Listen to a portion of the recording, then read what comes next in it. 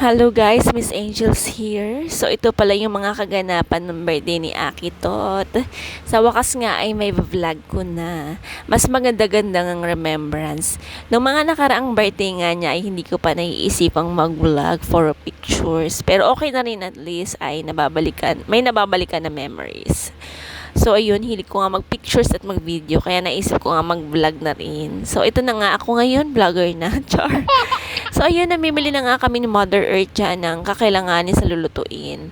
Bali, magluluto na nga lang kami para sa mga classmate ni Akitot. Unang plano nga namin ni Tomo, mag-order na lang kami sa Jollibee. Tapos, order na lang ng para sa bahay. Para hindi ba hassle. Kaso naisip ko baka kapusin kami sa budget, kaya yan, luto na lang. Buti na lang talaga andyan si Mother Earth. At ayan, during my break time, pagbabalot ko na nga itong mga gift namin kay Akitot.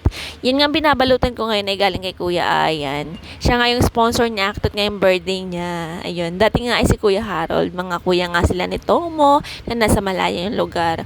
Pasalamat na nga lang talaga sila Akitot at Tomo na may mga ninong at kapatid silang nandyan lagi. Ayun, salamat mga kuyas. At ayan naman yung sa akin. Diyan ko na nga lang siya inilagay ng maiba naman. Tapos, ito naman yung kay Tomo. So, yan, binalot ko nga lahat. At alam nyo naman, ang mga bata, gustong-gusto nilang magbubukas sila ng gift. Gusto nila yung masusurprise sila. Isang beses lang naman sa isang taon sila magbe-birthday. Kaya para sa kakasaya nila, go for the gold. Charot. At ayan, kinagabihan nga ay inihahanda ko na nga rin yung mga kailangan para sa simple party ni Akitot sa school. Kasi kung kinabukasan ko pa yan gagawin ay talagang masisibot. Kaya dapat gawin na ang mga pwedeng gawin para less hassle. Ayun, gusto ko nga lang din pati organize. Na-stress ako pag hindi. Sabi pa sa akin ni Tomo, si Aki ang magbe-birthday pero ako yung bida sa kwento. Malamang vlog ko to. Ayun, habang ginagawa ko nga yan si Mother, pasyahan din dyan pagpiprepare para sa lulutuin nga niya bukas. Buti na lang talaga andyan si Mother Earth. Siya lahat talaga gumawa, hindi na nga ako nakatulong sa pagluluto. Ayun, swerte ko na lang talaga sa mother-in-law ko. Yung tipong gusto ko nang sukuan si Tomo tapos bigla ko maiisip si Mother. Ay, magtiis na lang. Charot. Ayun, hirap makakita kasi ng biyan ng kagaya ni Mother. Sa mga nakakakilala kay Mother ni Tomo, ay maiintindihan ako.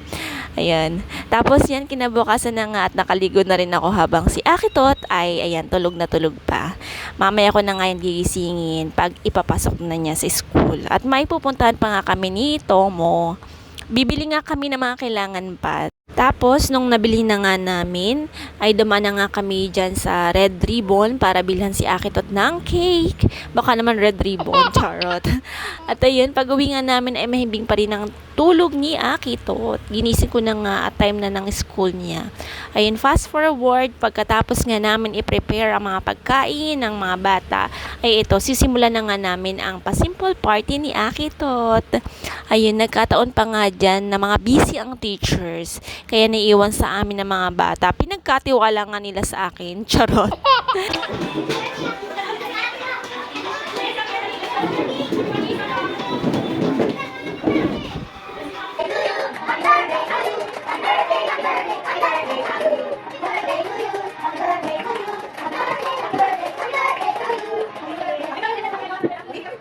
Ayun, pagkatapos nga nila kantahan si Akitot, eto, habang kumakain sila ay pinagbibigay na nga ni Akitot ang mga pag-giveaway niya.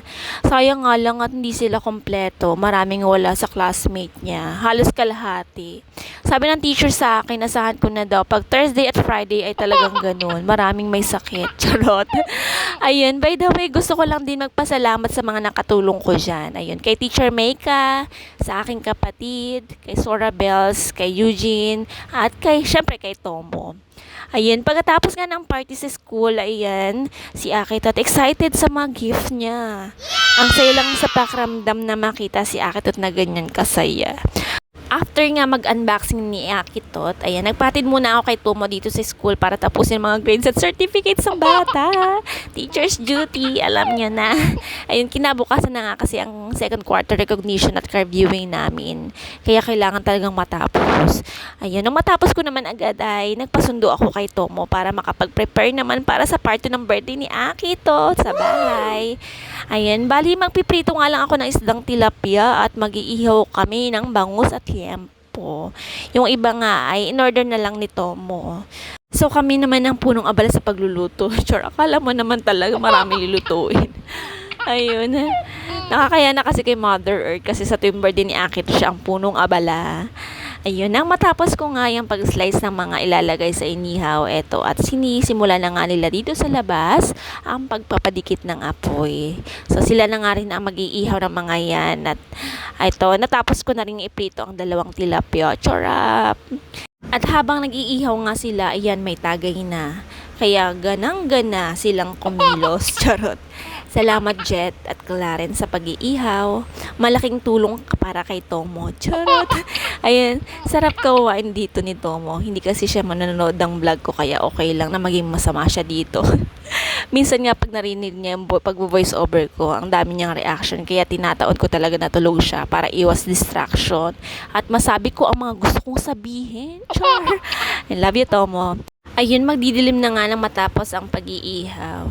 Ayan, pasyahan na nga namin naayos ang mga mesa para makapag-picture-picture na nang makainom na si Tomo. Este na makakain ang lahat. Ayun, happy birthday ulit Akitot. Ayun, salamat nga pala sa mga nagbigay sa kanya ng gift. Sa mga ninong niya na nagbigay ng pa-Christmas at birthday gift, si Paring Jedan, Ash, and Kuya Ayan. At sa ninang niya, kay Maring Hazel. At sa mga co-teachers ko, maraming salamat po. So, ayan, nang matapos na nga, ayan, happy na si Tomo. Ayan, dumating rin pala dyan ang aking nagmamagandang kapatid na si Intetan. Ito nga't nagsama-sama na naman kami tatlo sa Kabaliwan. Charot. So, ayun, napakasaya na kinalabasan ng birthday ni Akitot. Mapagod man, pero worth it ang pagod at sobrang nag-enjoy si Akitot. Lalo na yung ama. Charot! Ay, nakakarami na ako kay Tomo, kaya tigilan na natin to. So, ayun lang, salamat sa panonood. Babash!